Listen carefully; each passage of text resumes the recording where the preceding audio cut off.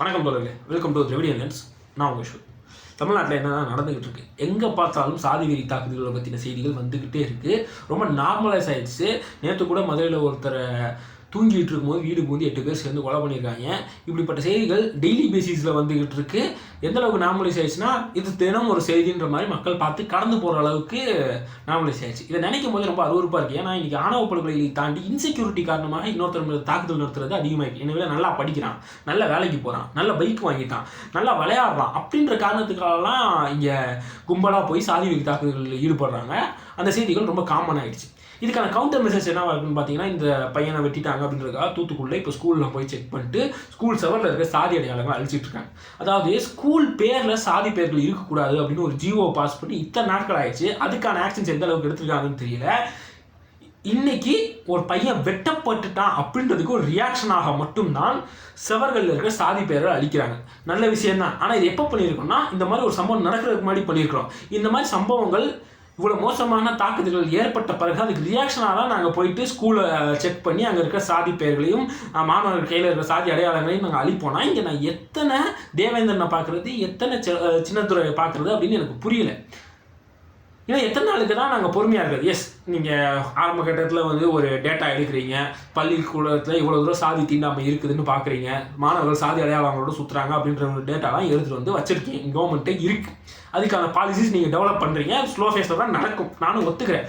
ஆனால் நீங்கள் இவ்வளோ ஸ்லோ ஃபேஸில் பண்ணுறதுக்குள்ளே இங்கே 10 சாதி சங்கங்கள் உருவாகுது, 20 சாதி திருவிழாக்கள் கொண்டாடப்படுது, வருஷம் புதுசாக சாதி திருவிழாக்கள் வருது, மேடை போட்டு ரொம்ப தைரியமாக சாதி பிரச்சாரங்கள் பண்ணுறாங்க, சாதி பெருமை பேசுகிறாங்க, சாதி தலைவர்களுக்கு குரு பூஜைன்ற பேரில் ஊர்வலம் போகிறாங்க, போகும்போது பப்ளிக்கை அவ்வளோ அனாய் பண்ணுறாங்க, டிஸ்டர்ப் பண்ணுறாங்க, அப்யூஸ் பண்ணுறாங்க. இது எல்லாமே போலீஸ் பாதுகாப்போடு நடந்துக்கிட்டு இருக்கு. இதை நம்ம நின்று வேடிக்கை மட்டும்தான் பார்த்துக்கிட்டு இருக்கோம்.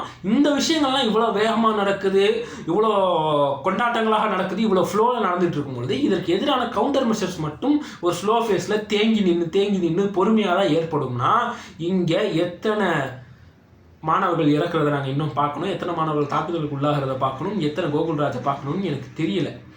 இப்படி ஒரு சைடு சாதி ரீதியான தாக்குதல்கள் அதிகமாக ஏற்பட்டிருக்கு, இன்னொரு சைடு சாதி தலைவர்களும் சாதிகளும் கொண்டாடப்பட்டு பிரச்சாரம் செய்யப்பட்டு கொண்டு இருக்கிறதுன்றதை நம்ம பார்த்துக்கிட்டே இருக்கிறோம். நேற்று கோகுல்ராஜோட கொலை வழக்கில், ஆணவ கொலை வழக்கில் குற்றவாளி நிரூபிக்கப்பட்டு ஆயுள் தண்டனை கைதியாக தண்டனை அனுபவிச்சுட்டு இருக்க யுவராஜ் பரவலில் வெளியே வரான். அவனை கொண்டாடுறதுக்கு வெளியே ஆயிரக்கணக்கான யுவராஜ் இருக்கிறாங்க.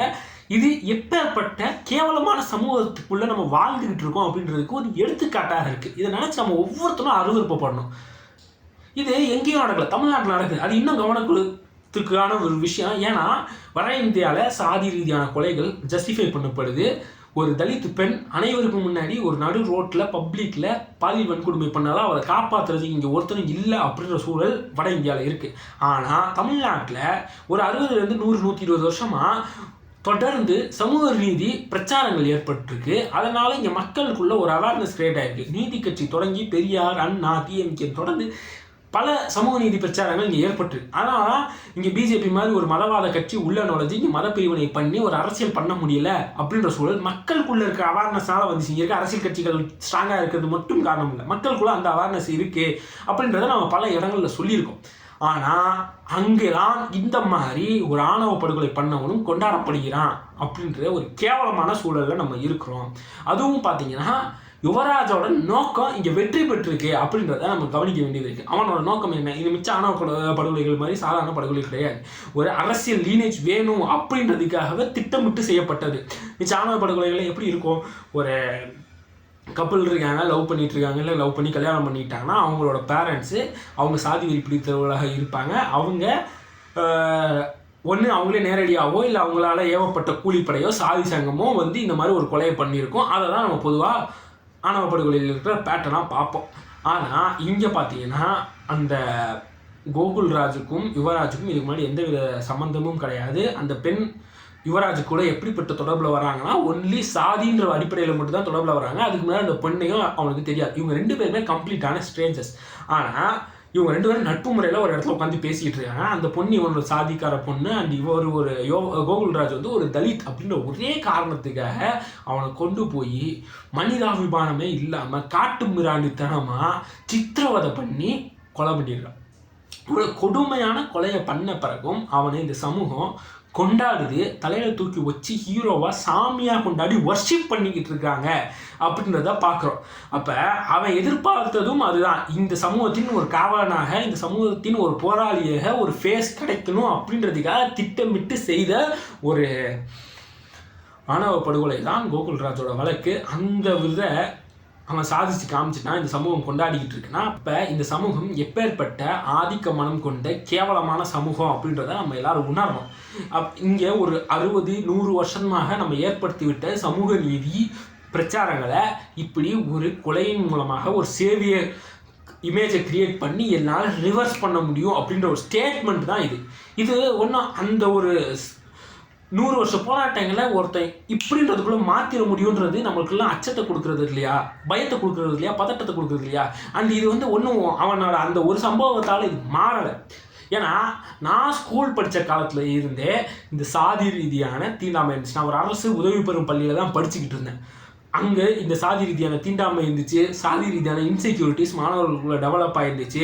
இது எல்லாத்தையும் நானும் சின்ன வயசுலேருந்து பார்த்துருக்கேன். அது ஸ்கூல் மேனேஜ்மெண்ட்டுக்கும் தெரியும், அவங்களுக்கும் கண்டுகொள்ளலை, அரசாங்கம் கண்டுகொள்ளலை. இப்படி கண்டுகொள்ளாமல் இருந்து அவங்களை எனேபிள் பண்ணி விட்டு தான் அவங்களுக்குள்ள இந்த சாதி வெறி ஊறி போய் இன்றைக்கும் இந்த மாதிரி கொடுமையான மாணவர்களுக்கு இடையிலான சண்டைகளும் தாக்குதல்களும் ஏற்படுறதுக்கு காரணமாக இருக்குது. அதே மாதிரி ஒரு கட்டத்தில் இந்த சமூக நீதி பிரச்சாரங்கள் அப்படியே தேங்கி போய் அதிகமாக பப்ளிக்கில் நடைபெறாமல் இருக்குது.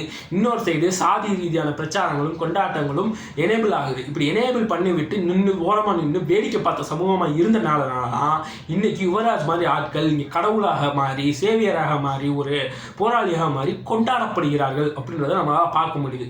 நம்ம இதுக்கு முன்னாடி இருந்த சாதிய தலைவர்கள் முத்துராமலிங்கத்தினோ இல்லை பல தலைவர்கள் இங்கே இருக்கிறாங்க இல்லையா, அவனுங்கெல்லாம் அந்த காலத்தில் உருவானதுக்கு காரணம் எனஃப் இன்ஃபர்மேஷன் இல்லை அப்படின்றது. ஆனால் அவங்களாம் எப்படி ஒரு தலைவர்களாக உருவானாங்க அப்படின்றதுக்கு எக்ஸாம்பிளாக இன்றைக்கி யுவராஜ் நிற்கிறான். அவன் இன்னும் மோசமானவன். ஏன்னா இன்றைக்கி இருக்க சூழலில் இவ்வளோ எஜுகேட்டட் பீப்புள் இருக்கிற இடத்துல, இவ்வளோ அவேர்னஸ் இருக்கிற இடத்துல ஒருத்தன் இப்படி ஒரு சாதி தலைவராக ஒரே ஒரு கொலையின் காரணமாக உண்டாக முடியும் அப்படின்றத அவன் நிலைநாட்டி காமிச்சிருக்கான். அவன் எக்ஸாம்பிளாக வந்து நிற்கிறான். அப்போ இன்னுமேலும் நம்ம இதை கண்டுகொள்ளாமல் இவங்களை எனேபிள் பண்ணி விட்டு ஓரமாக நின்று வேடிக்கை பார்த்துட்டு இருந்தோம்னா நம்ம சமூகம் எந்த நிலைமைக்கு போகும்? வட இந்தியா மாதிரி இங்கே இருக்கிற சாதி வெறி அதிகமாகிறதுக்கு நம்ம ஒன்றும் ரொம்ப தூரமான நிலையில் இல்லை அப்படின்றத உணர்ந்து இங்கே சமூக நீதி பிரச்சாரங்கள் மீண்டும் தீவிரமாக மக்களிடையில் நடந்து பள்ளி மாணவர்களுக்குள்ளே இருக்கிற இந்த சாதிய தீண்டாமை அண்டு அதனால் ஏற்படுற இன்செக்யூரிட்டிஸை கலைக்கிறதுக்கான பாலிசிஸை இன்னும் நம்ம ஸ்ட்ராங்காக டெவலப் பண்ண வேண்டியது இருக்குது. நம்ம எல்லாரும் இடதுசாரி சிந்தனைகளை கொண்டு அனைவரும் இதுக்கான கை கோர்த்து ஒன்றா பேச வேண்டியது, போராட வேண்டியது அவசியமானது. நன்றி, வணக்கம்.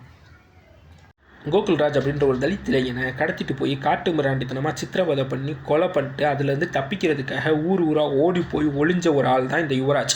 இவனை வீரன் சூரன் அப்படின்ற இந்த சமுதாயம் கொண்டாடிக்கிட்டு இருக்கு. அதே சமயத்தில் இவனை பரோலில் விடுறது மூலமாக எப்பேற்பட்ட சமுதாயத்தை நம்ம எனேபிள் பண்ணிகிட்டு இருக்கோம். இங்கே ஒரு 1000-2000 யுவராஜ்கள் உருவாகிறதுக்கு காரணமாக இந்த சம்பவம் அமையும் அப்படின்றதெல்லாம் கன்சிடர் பண்ணி தான் இவனெல்லாம் பரோலில் விடணுமா விடக்கூடாதான்றதை இந்த நீதித்துறையும் அரசாங்கமும் முடிவெடுக்கணும். அதன் மட்டும் இல்லாமல் இவன் வெளியே வந்துட்டு திருப்பி உள்ளே போகும்போது சொல்கிறான், நான் மறுபடியும் வருவேன், அவங்க எல்லாத்தையுமே சந்திப்பேன்றான். அவனை ஆர்ப்பரித்து கொண்டாடுறாங்க. இதன் மூலமாக எப்பேற்பட்ட அருவருப்பான ஒரு சொசைட்டியில் நம்ம வாழ்ந்துகிட்டு இருக்கோம். வட இந்தியாவில் அந்த 11 ரேபிஸ்ட்டை காலையில் பாதுகாப்பு பூஜை பண்ணி அழைச்சிட்டு வந்தவங்களுக்கும் இவங்களும் என்ன ஒரு வித்தியாசம்? கடைசி அவன் எதிர்பார்த்த ஒரு பொலிட்டிக்கல் மைலேஜ் அவன் அடைஞ்சிட்டான். இதை கிடைக்கிறதுக்காக தான் அவன் அந்த கொலையே பண்ணான். அதை அவன் அடைஞ்சிட்டான். இங்கே இருக்க இனத்தின் பாதுகாவலான ஒரு சுதந்திர போராட்ட வீரனாக அவனை கன்சிடர் பண்ணி இவங்க எல்லாருமே கொண்டாடிக்கிட்டு இருக்காங்க. ஆனால் பேசிக்கலி ஒரு கோலை தான். அந்த இவனுங்கெல்லாம் இவனை கொண்டாடுறதுக்கு அடிப்படையில் காரணம் என்ன தெரியுமா? இங்கே சுற்றி நடக்கிற சாதிய கொடுமைகளையும் சாதி தீண்டாமைகளையும் சாதி ரீதியான கொலைகளையும் நம்ம கவனிக்காமல் கண்ணை மூடிக்கிட்டு எங்கள் காலத்தில் தான் எவ்வளோ மோசமாக இருந்துச்சு, இன்றைக்கி எவ்வளவோ மாறிடுச்சு, இன்றைக்கெலாம் யார் சார் சாதி பார்க்குறா அப்படின்னு சொல்லிட்டு இதுலேருந்து ஒதுங்கி போயிட்டுருக்க ஒரு சமூகமாக நம்ம வாழ்ந்துட்டுருக்கோம்ல, அதுதான் இங்கே இருக்க யுவராஜ்களையும் யுவராஜை பார்த்து ஆயிரக்கணக்கான யுவராஜ்களையும் உருவாகிறதுக்கு ஒரு காரணமாக அமையுது. அப்போ இங்கே இருக்க சாதிக்கு எதிராக நம்ம இருக்க ஒவ்வொருத்தரும் பேசி தான் ஆகணும். அப்படி பேச முடியலனாலும் பேசுகிறவனையாச்சும் பேச விடுங்க. நன்றி.